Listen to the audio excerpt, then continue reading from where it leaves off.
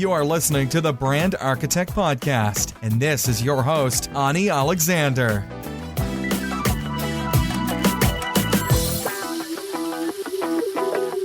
Hello, hey there, welcome to the Brand Architect Podcast. It's me, Ani Alexander, and thank you very much for tuning in again. Well, today I have yet another interview for you, but it seems like I've been off track for a while because we had exceptionally great weather here in London. It was very destructive, and I ended up being outside much more than I usually have been doing recently, and I did not work as much as I should because we had sun for a whole 2 weeks over here in London. So it was a great period. I managed to charge my batteries. I was able to unplug from the online world for a while. I wasn't in front of the computer as much as I used to be, and I think that was a good change. And now I'm back full force. I will be on my usual working mode from Monday, so you will be having more and more great content coming up. But today's content is a great one as well, because today I have an interview which I enjoyed a lot recording, and that's because today's interview is with Mark Schaefer, and I have the honor of being his friend, and we've got connected actually when I was recording our very first episode over a year ago for the Right to Be Read podcast, and it's episode 72, so you can go back and listen to it at anialexander.com/72. We had a great time back then. We really clicked, and we kept in touch, and we're friends since then, and I'm really honored to be one of his friends. So for those of you who don't know who Mark Schaefer is, he's a globally recognized speaker, educator, business consultant, and author who blogs at Grow, one of the top marketing blogs of the world. So Mark has worked in global sales, PR, and marketing positions for 30 years and now provides consulting services as executive director of the US-based Schaefer Marketing Solutions.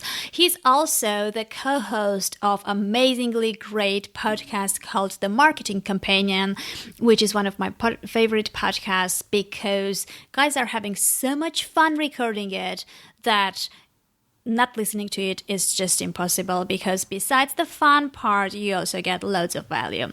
Okay, so let's dive into the podcast, and you can hear yet another conversation of ours, and I hope you're gonna enjoy that.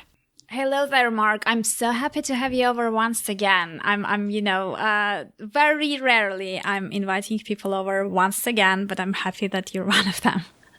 I'm delighted to be here because you're my friend and I admire what you're doing. So it's an honor to be invited back to your show. Oh, thank you. It's really nice.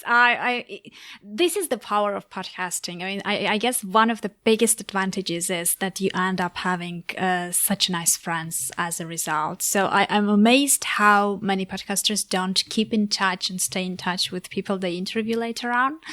I think this is the biggest mistake they do, and I guess it's really, really nice to stay in touch. And absolutely, I'm happy we sort of clicked. Okay, so well, as I realized with all the changes I did recently, it seems like rebranding it's so much harder than branding from scratch. Do you agree with that? Well, it depends, and let me give you an example. About every 5 years, I reinvent myself. I started in PR and I moved to sales. And then from sales, I moved to marketing. And from marketing, I moved to e-commerce.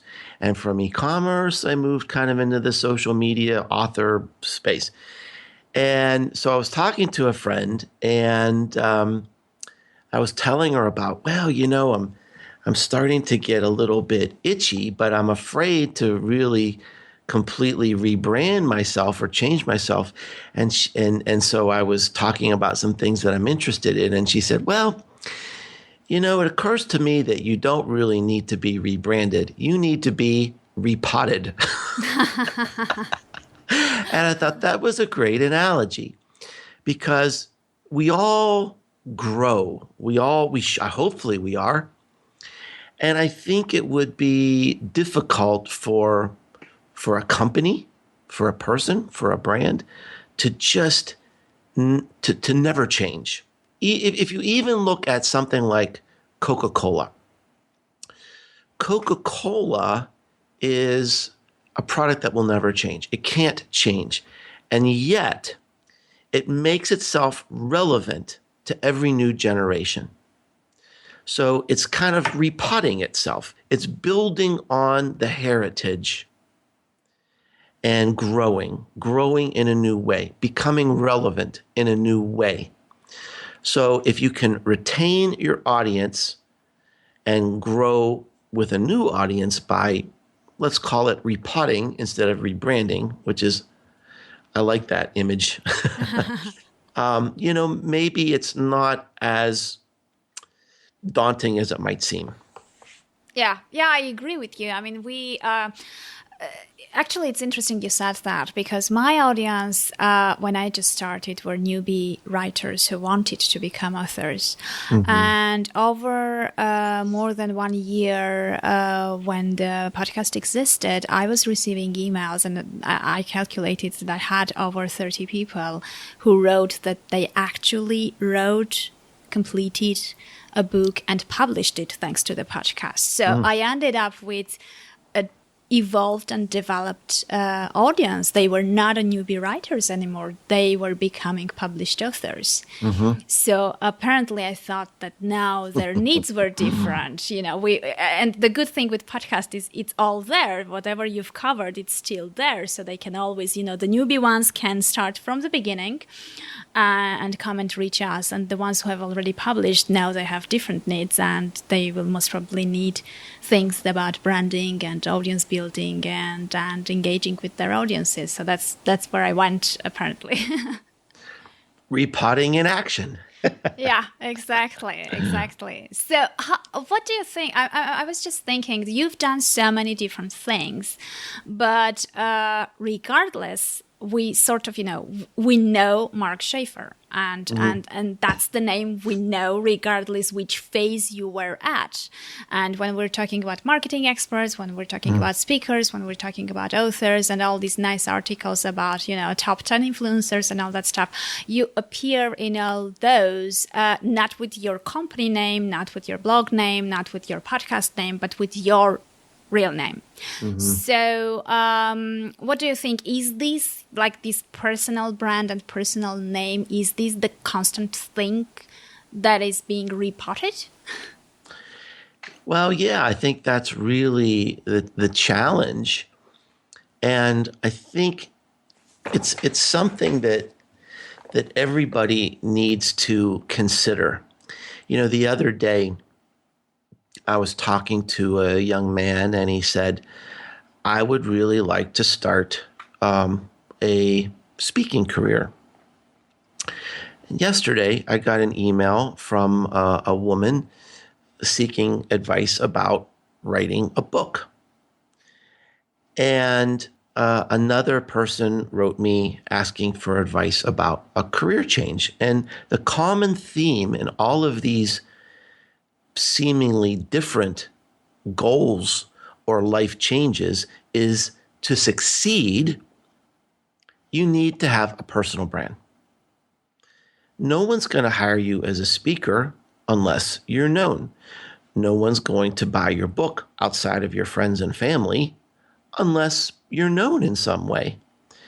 And it's even easier to get a job in your field if you're known outside your company. I mean, one of the things I faced was I left the corporate world in 2008. Inside my company, I was very well known. I was very respected. I had won a lot of awards. I had received 7 patents. I had received chairman awards of stock options because I had done significant things to turn parts of my company around. But outside of my company, I was unknown. I was starting over. I had never even thought about developing a personal brand.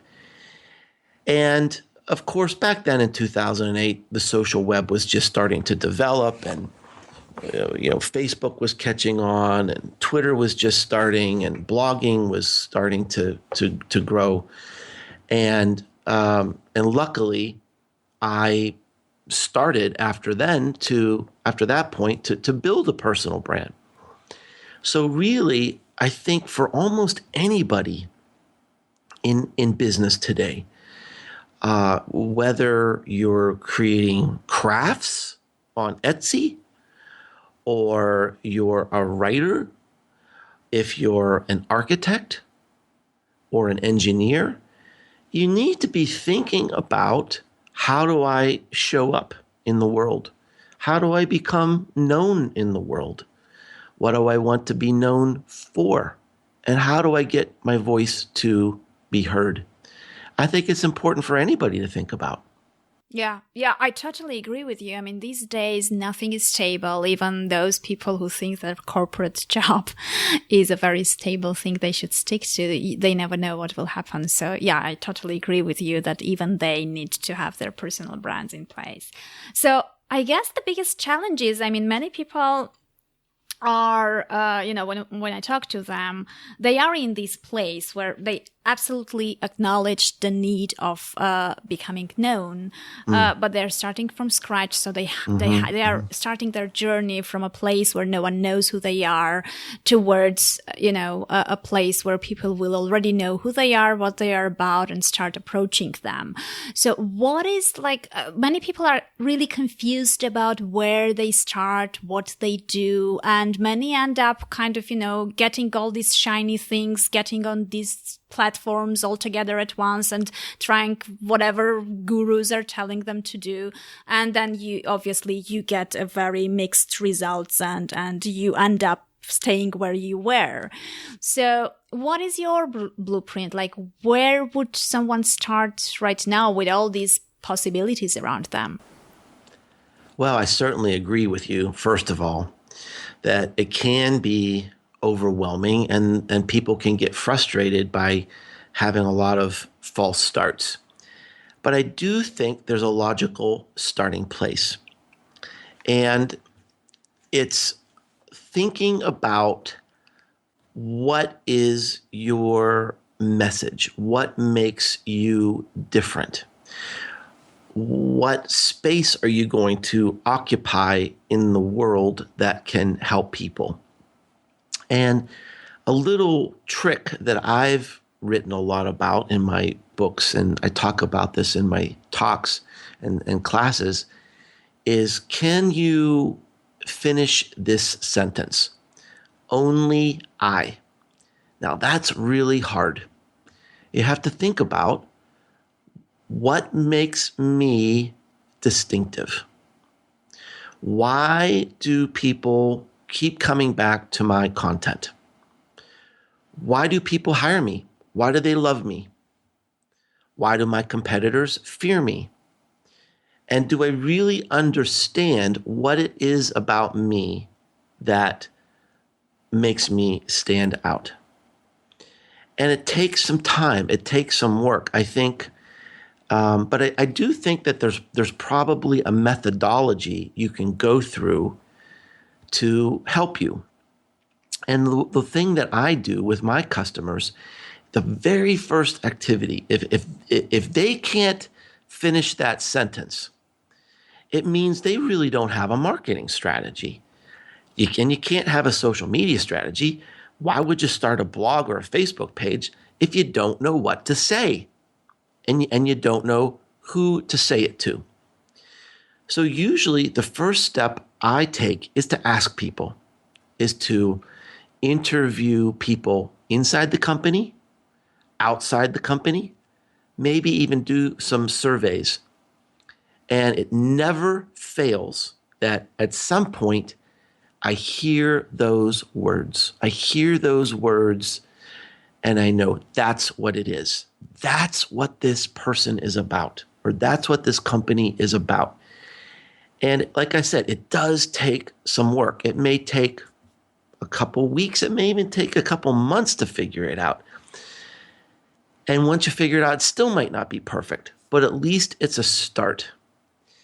And if you take that time, you're going to actually save time later, because if you just start creating content, or you just start, a blog or a podcast or whatever, and not really know what you're about, what your message is, what distinguishes you and your ability to help people, then you're just going to be frustrated. You're going to have these false starts that you talk about. Yeah.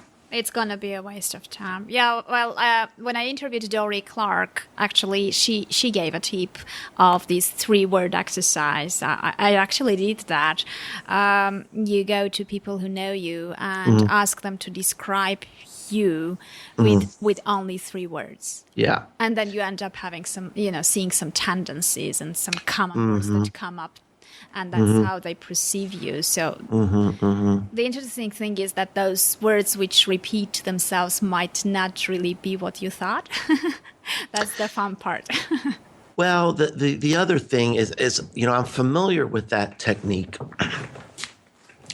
And the problem is, so let's say the words that repeat are kind or generous. You can say that about millions of people. What you really want to look for is the words that aren't maybe at the top. To say, oh, wait a minute. You're describing me as quirky, or as incredibly insightful, or futuristic in my thinking. That's something I haven't really heard. Tell me more about that. So, if you go out and say, well, describe 3 words. What are 3 words to describe, your podcast? Oh, well, it's interesting, and it's informative, and it's entertaining. Well, you have just described every single podcast. Yeah, that's true. Because if it's not those things, then you got to look someplace else. I mean, you got to do something else. So, like the Marketing Companion, we describe my podcast as the world's most entertaining business podcast. Is it? I really don't know how to quantify that, but that's what we aspire to.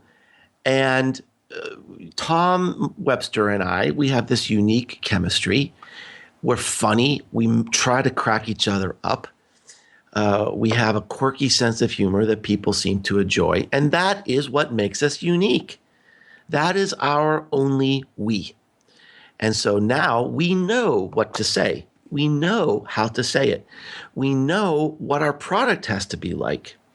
And so that's how we've kind of refined our brand. And that's how, that's the space we're going to occupy. As far as I know, nobody else has that same claim. Yeah, that's true, because I think like we have this stereotype of business books and business podcasts and business channels, which are supposed to be a bit boring, right? Because it's like a serious stuff, and you have all that things around you, which is supposed to be serious, and then you're having this big contrast where you're bringing this serious knowledge, but parallel to that, you also have this very unserious podcast in terms of how it flows and what it covers, and how how you do that. So I guess it's just, this nice play of the opposites that mix together and get this result, because, it's not like you're just having fun. People still learn a lot from it. And that's the key reason, I guess, that differentiates, because there are plenty of podcasts which are about fun purely, and it's just an entertainment. But here you get the value as well, which is interesting. So what about, here I'm touching the point of personalities. Obviously it worked so well, and obviously you've got this unique angle because both of you showed your personalities, and you're not acting, you're just being yourself on the podcast or in the content you're creating in general when you're writing blog posts and you have your own voice, etc. So we all talk, there is this buzzword called authenticity that everyone is sort of, telling and likes, and it's something that goes around in social media as something very positive, and everyone strives to be authentic. Actually hate that word. Yeah, I don't like it too, but I guess the pure fact why I don't like it is because it's all over the place, and no matter whether people really understand what it means or whether they are authentic themselves or not, they all use it. So what is that, being yourself? What is that? Does it mean you have to show everything like the way you are in everything you're doing, or you just show the part of yourself that you have identified as being different? Well, that's a great question. And first, let me go back a step and talk about why I hate that word. I hate the word authentic because the definition of the word authentic means you're the same everywhere, that you're transparent, that how I am at home is how I am on your podcast today. So I might be feeling, maybe I'm saying, I really have a stomach ache right now, and I haven't bathed today, and I'm kind of smelly, and who really wants to know that? I think a better word is honesty, that we can approach our content and our audiences in an honest way. Now, the second part of your question was really about personal disclosure and, where's the line and how much do we really talk about? And I think this is going to sound weird, but I think there's what I would call strategic authenticity. Yeah. Which sounds really weird, because how can you be authentic if you're strategic about it? But I think, let me give you an example. So I am generally a private person, but once in a while, I'll write about something that portrays me in a very human way. I'll talk about my suffering, or I'll talk about something I'm struggling with. Now, I don't dwell on that.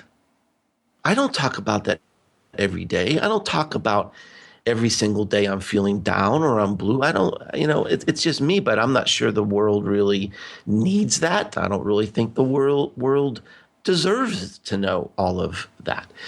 However, I do think it's important to disclose enough that people can know your values and they know you as a person and they can see your heart.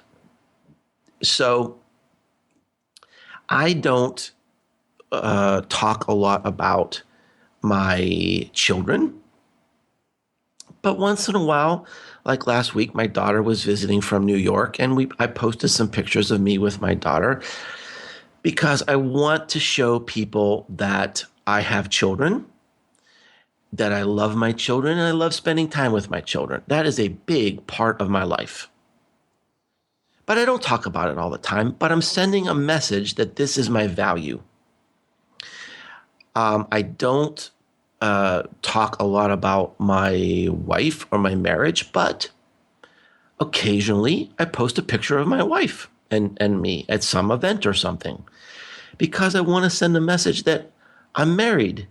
I love being married and I'm happily married. And this is my wife who I'm proud of.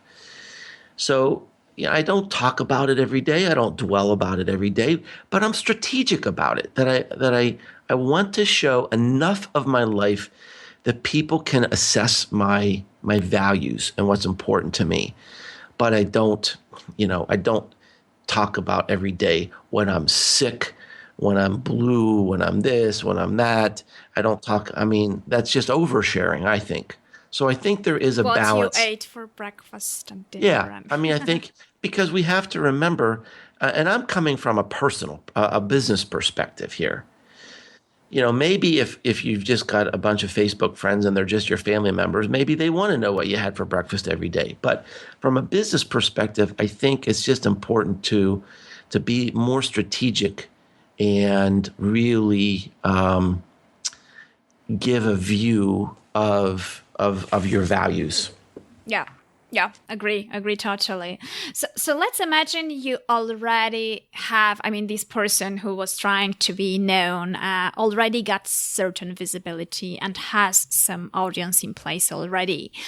What is your approach towards being engaged with your audience, and how do you engage with them? Because many people now get into live streaming are saying that this is the best way to actually have these live conversations and engagement with their audiences.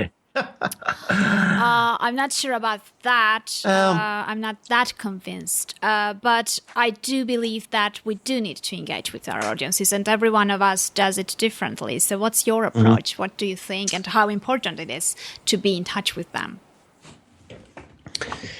Well, boy, you sure ask good questions. Your questions.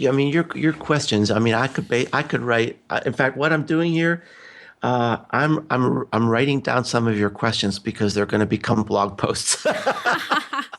That's nice. Well, let's go back to 2009. Twitter was red hot. And this was an amazing way to meet new people and engage with new people. And here's what happened. It became super popular. Everybody got onto Twitter. And instead of me having 400 followers, I had 4,000 followers. It's a lot easier to engage with 400 followers than 4,000 followers.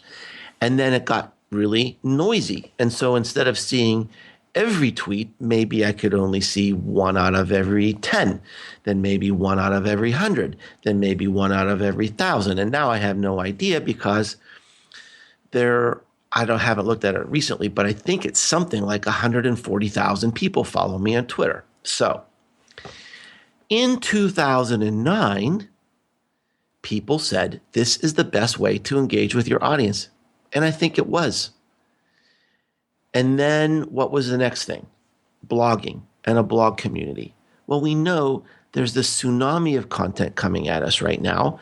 And when content is filling up that niche and there's so much attention, so much competition, I should say, for our attention, it becomes much more difficult to grow that audience, whether it's a blog or a video or a podcast. Now, what's the big thing people are talking about? Snapchat. And the reason they love it is because they say good for storytelling as well. The engagement is through the roof. Now, I was recently at a conference and there was this big Snapchat star giving a talk, and he said, something interesting is happening. The number of followers I get on Snapchat is going up, up, up, but the engagement is going down because the same thing is happening. It's content shock. Same thing that happened on Twitter. Same thing that happened on blogs. Once the niche or the platform becomes filled and saturated, you can't maintain that engagement level. It's not sustainable. So now what's the latest thing everybody's talking about is Facebook Live. All right. It's a novelty. So today when I go on Facebook Live, people are going to say, oh, cool, look, it's Mark. We can engage with him. We can ask him a question. Now, and I love that, and it's fun. But what happens when everybody does Facebook Live? I mean, Mark Zuckerberg is predicting that in the next few years, your timeline is going to be mostly live video. And that's what they are promoting, actually. That's what they want to happen. That's what they want it to happen. But you know what? That's going to drive me crazy because I don't have the time or the patience to sit there and watch everybody's video. It's not going to happen. And so, once again, we're going to have to be extremely selective about what we watch because there's going to be too much stuff. So what does it mean then? I mean, does it mean that, if you haven't been noticed somewhere before that, because if you already have a name and you already have a following, no matter what the next thing is, they will follow and notice you there. Like on Facebook Live, for example, if you go live, you already have a certain audience. They will watch you. So if you don't, and this thing becomes crowded already, does it mean you don't really have a chance to get noticed at all? No, I think absolutely you still do. But I think what you need to do is be sensitive to what your audience wants, not what you want, or what everybody's going on Facebook Live. Then oh gosh, I've got to be on Facebook Live. You know what? I still get tons of engagement on Twitter. I mean, you and I engage on Twitter. We'll pass along little ideas or thoughts or links or whatever, right?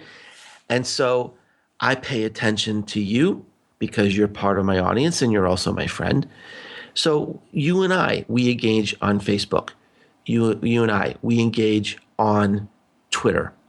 You mentioned that you listen to my podcast, okay? So maybe Twitter isn't the sexy new thing. Maybe Facebook isn't the sexy new thing, but you know what? My audience is still there. And so I need to listen to the people who love me and listen to me and read my stuff wherever they are. I mentioned that people asked me for help and guidance over an email. Well, that's engagement.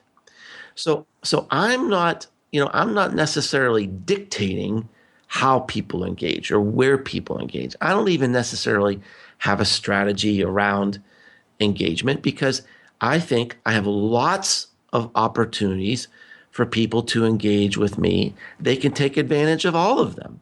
Now, I'm going to be exploring Facebook Live because video really doesn't come naturally to me. It's not what I enjoy. I enjoy writing. Writing to me, it's more cerebral. I can correct things. I can make it flow.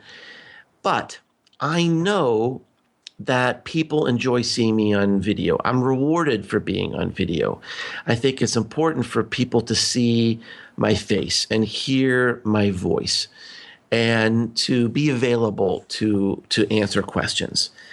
But I'm not kidding myself that, look, Facebook Live, it's going to go into a tilting point too. Like everything else, it's going to become crowded. It's going to become, we just saw this amazing thing happen with Facebook instant articles and publishing. For the last year, Facebook has been pumping instant articles just like they're pumping Facebook Live now. They said, we want you to publish. We want you to publish. We want you to publish. And guess what? People are doing it. And now there's too much stuff. And Facebook is saying, oh my gosh, people are actually doing this. They listen to us. They're publishing. We're not going to be able to show your articles. Yeah. Because there's too much stuff. There's too much stuff. It's saturated. We're sorry. We made a mistake. And I'm looking at this announcement they made last week where they said we're going to cut back on what we can show through publishing in instant articles, I'm thinking, you have got to be kidding me. Yeah, I mean, Oh my gosh. It's be like, careful what you wish for, right? are you even thinking about what you're doing? Same thing with video, right? Guess what's going to happen? There's going to be too much video. Well, yeah, it brings me to the thought about this old-fashioned, old-school stuff about quality and providing value. Because once the barrier to entry is so small and once everyone can do videos, everyone can talk about anything they want for as long as they want, actually you end up having this crowded timeline or, whatever you're having. It's too much. You obviously don't really want to go through all of it, and you have to pick up just few people you follow. And that's how personally, that's how I pick up, if it's a good quality stuff and if I'm getting value from that person, then I will go back over and over again. If it's just, fluffy stuff, an empty thing that will just waste my 15 minutes even, I don't see the value of it. So now we will have to spend more time actually trying to filter things out and finding what we really need. Well, it's a great responsibility, isn't it? One of the things I wrote about in my content code book, which is really all about this observation that you're making, that yes, it is about creating quality and rising above the noise. The content code book is all about, okay, content is no longer the finish line. 2 years ago it was. 3 years ago, content was still novel. It was a novelty. If you had a podcast, if you had a blog, if you had a video program, it was relatively easy to stand out because there weren't that many. Now it's saturated. So what do we do next? And we need to think about our audience, the needs of our audience, distributing our content, promoting our content in new ways. But above all, we need to think about trust and our promise that if you spend time on my blog or podcast or video or Instagram account or whatever, I will never let you down. It will be interesting. It will be helpful. I will put you first. And how many companies do we know today that are willing to stand up and say, I will never let you down? How many bloggers out there today are taking money to have sponsored content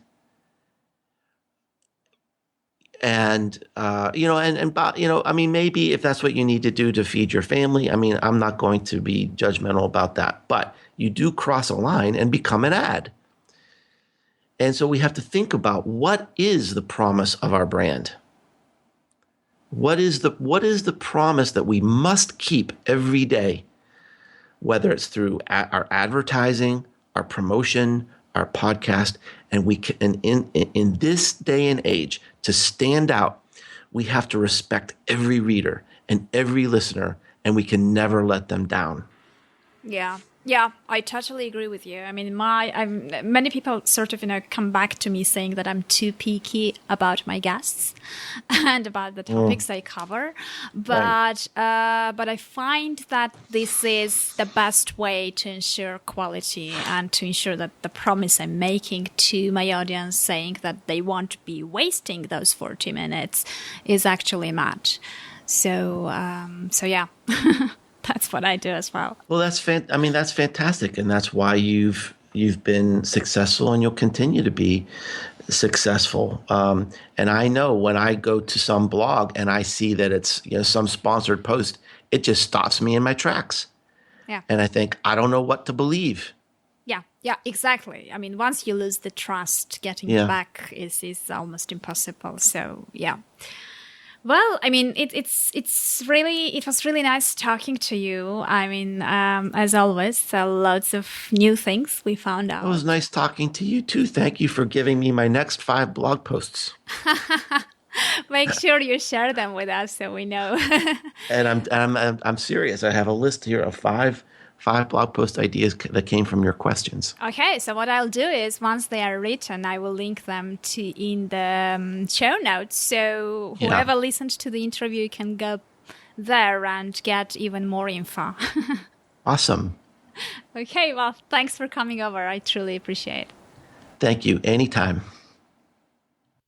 Well, it seems like that's all that I had for you today. I truly hope that you enjoyed the interview. I hope that it provoked some thoughts and helped you, figure out some new things. As to me, I'm sure if you have heard the previous episode at anniealexander.com/165, you will know that I've been going through a huge paradigm shift. I also took a little bit of break and now looking at things differently and coming up with a completely new strategy.